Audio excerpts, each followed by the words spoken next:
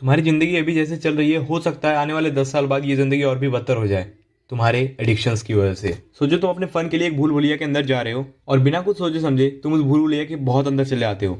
And जब तुम्हें realise होता है तब तुम वहां से बाहर निकलने का रास्ता ढूंढते हो, लेकिन अनफॉर्चुनेटली तुम्हें रास्ता मिलता नहीं है एंड हमेशा हमेशा के लिए तुम वहीं पे ट्रैप हो जाते हो। ये जो भूल भुलैया है तुम्हारा एडिक्शन है and you are trapped in that addiction. देखो हमारी पूरी बॉडी को ब्रेन कंट्रोल करता है एंड ब्रेन भी दो पार्ट्स में डिवाइडेड है, subconscious mind and conscious mind. मैं तुम्हें एक एग्जांपल देता हूँ। समझो इंडिया और पाकिस्तान में युद्ध होता है तो तुम्हें क्या लगता है कौन जीतेगा? Of course India. क्यों? क्योंकि इंडिया के पास ज्यादा हथियार है, इंडिया ज्यादा ताकतवर है इसलिए, राइट? अब वही सेम चीज conscious mind and subconscious mind में भी होती है। यूं कह सकते हो कि हमारा सबकॉन्शियस माइंड हमारे कॉन्शियस माइंड से ज्यादा ताकतवर है। देखो सबकॉन्शियस माइंड का काम होता है हैबिट्स को स्टोर करना। सबकॉन्शियस माइंड के लिए गुड और बैड का कोई मतलब ही नहीं है, बस वो रिपीट होने वाली चीज को सेफ और फेमिलियर मान लेती है। अगर तुम्हें स्ट्रेस हो रहा है देन सबकॉन्शियस माइंड तुरंत तुम्हें सजेस्ट करेगा कि एक सिगरेट पी लेता हूँ, बिकॉज तुम्हारे सबकॉन्शियस माइंड ने सीख लिया है कि जब तुम्हें स्ट्रेस होगा देन तुम्हें सिगरेट पीना है। देखो अगर तुम अभी साइकिल चलाने जाओ तो तुम ऑफकोर्स नहीं डरोगे ना ही शॉक होगे, बिकॉज तुम्हारा जो सबकॉन्शियस माइंड है उसने साइकिल चलाना काफी अच्छे से सीख लिया है एंड ये चीज उसके लिए काफी ज्यादा फेमिलियर भी हो चुकी है। एंड यही चीज एडिक्शन पे भी लागू होती है कि सिचुएशन पे क्या काम करना है ये तुम्हारा सबकॉन्शियस माइंड ही तय करता है। अब क्योंकि सबकॉन्शियस माइंड के पास काफी सारे मेमोरीज हैं एंड ये ब्रेन का ज्यादा हिस्सा भी ऑक्यूपाई करता है, इसलिए ये कॉन्शियस माइंड को बड़ी आसानी से हरा देता है। तुम्हारे अंदर जितने भी अच्छे थॉट्स हैं, जितने भी पॉजिटिव थॉट्स हैं, उनको ये बड़ी आसानी से डिफीट कर देता है। होप सो कि तुम्हें एक आंसर मिल चुका होगा कि तुम बुरे कामों को चाहकर भी क्यों नहीं रोक पाते। एडिक्शन का मतलब होता है किसी भी काम को करे बिना चैन ना मिलना। अब देखो एडिक्शन का मतलब सिर्फ बुरे काम ही नहीं है। अगर तुम्हें YouTube पे वीडियोस अपलोड करना अच्छा लगता है एंड अगर तुम चाह कर भी खुद को नहीं रोक सकते हो वीडियो अपलोड करने से, then it is said to be addiction. And ये एडिक्शन तुम्हें कोई बुरा रिजल्ट नहीं दे रहा है, ये तुम्हें और अच्छा रिजल्ट देगा फ्यूचर में। ये जो बुरे और अच्छे एडिक्शंस है ये सब एक चीज को चेस करती है एंड दैट इज डोपामीन। देखो डोपामीन का मतलब होता है तुम्हारे ब्रेन को एक इंस्टेंट प्लेजर मिलना, और अच्छे से समझाऊं तो डोपामीन का मतलब होता है सेटिस्फैक्शन या फिर सुकून। देखो अगर तुम्हें किसी भी काम को करने में खुशी मिल रही है इट मींस तुम्हारा डोपामीन लेवल हिट होता है। देखो डोपामीन का हिट होना कोई बुरी चीज नहीं है, लेकिन अब हम समझेंगे कि एडिक्शन तुम्हारे डोपामीन लेवल को कैसे बिगाड़ रही है। देखो जब तुम सिगरेट पीते हो या फिर पॉर्न देखते हो देन तुम्हारा जो डोपामीन लेवल होता है वो नॉर्मल लेवल से ज्यादा ऊपर जाता है। अब जब तुम किसी काम को करते हो जैसे कि इन्फॉर्मेटिव कंटेंट को कंज्यूम करना या फिर बुक्स पढ़ना, देन तुम्हारा जो डोपामीन लेवल होता है ये काफी कम हिट होता है एंड इसकी वजह से तुम्हें ये काम घिसे पिटे काम लगने लगते हैं। एंड ये वो रीजन है जिसमें ज्यादा टाइम तक तुम एक काम पर फोकस नहीं कर सकते। तुम्हें जो एडिक्शन कुछ सेकंड की खुशी दे रहे हैं वो एडिक्शन तुम्हें हर सेकंड डेंजर्स के करीब लेके जा रहे हैं। ऐसे काफी सारे केस स्टडीज हुए हैं, जैसे कि 2024 में साउथ कोरिया के एक रिहैब सेंटर ने 120 यंग बॉयज पर स्टडी किया था जिसमें सब एडिक्टेड थे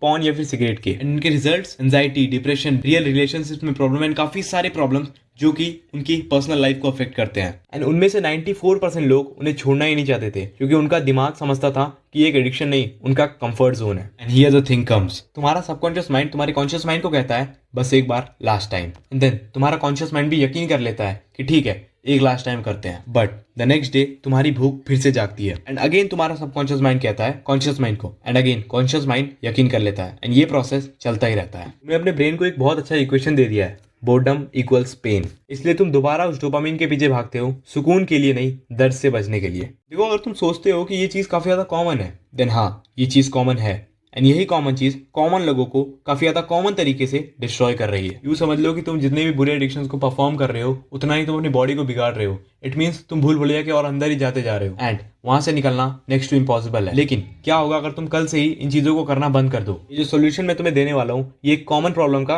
अनकॉमन सोल्यूशन है। देखो जितनी भी टिपिकल एडवाइस होती है जैसे कि मेडिटेट करना, कोल्ड शावर लेना, वो सब सरफेस लेवल है, लेकिन ये सारे सोल्यूशंस एक लेवल ऊपर है। Sensory reset protocol. तुम्हें बस 7 दिन के लिए कुछ काम करने हैं, शुगर, कैफीन या फिर स्पाइसी फूड को अवॉइड करना है, बिना किसी हेडफोन्स के तुम्हें वॉकिंग करनी है, जर्नल लिखना है, 9 बजे के बाद आर्टिफिशियल लाइट्स को बंद करना है। ये सब चीजें बस 7 दिन के लिए करनी है। टाइप का डोपामिन का व्रत होने वाला है एंड ये ब्रेन रिसेट का पहला सिग्नल है। तुम्हारे लिए कोई डिसिप्लिन की तरह नहीं, एक न्यूरोलॉजिकल सर्जरी की तरह काम करेगा। Number 2, strategic boredom exposure.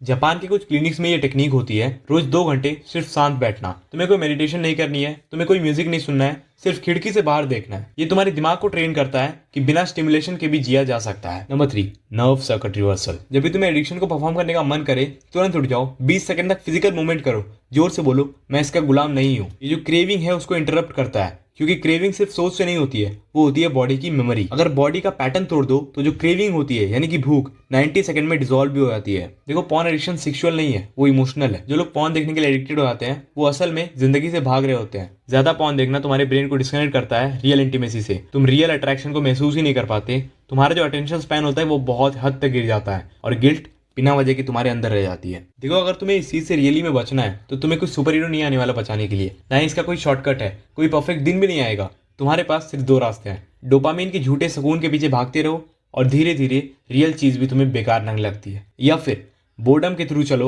और अपनी असली कैरेक्टर को वापस लाओ। तुम किसी नशा को छोड़ नहीं रहे हो, तुम अपनी असली आजादी वापस ले रहे हो। देखो, हमारा जो ब्रेन है वो किसी भी चीज को छोड़ने के लिए इतनी आसानी से तैयार नहीं हो जाता है, लेकिन अगर तुम किसी बुरे एडिक्शन को अच्छे एडिक्शन से रिप्लेस कर दो, देन ये चीज चलेगा। अपने पॉर्न एडिक्शन को रिप्लेस कर दो बुक रीडिंग से। जब भी तुम्हें डोपामिन की भूख लगे, वॉक पे निकल जाओ या फिर दोस्तों के साथ रहो, इससे तुम्हारी भूख खत्म हो जाएगी। अपने आप को काम में इतना बिजी रखो कि तुम्हें इन सब का टाइम ही ना मिले। अगर तुम सच में फ्री होना चाहते हो तो अपने दिमाग के रिवॉर्ड सिस्टम को फिर से ट्रेन करो, एक एक स्टेप फिर से उठाओ, तुम्हारा ब्रेन अपने आप रीसेट हो जाएगा। ये वीडियो एक वार्निंग थी, अब डिसीजन तुम्हारा है। अगर तुम्हें ये वीडियो अच्छी लगी हो देन कमेंट कर देना, इट स्टॉप्स फ्रॉम हियर।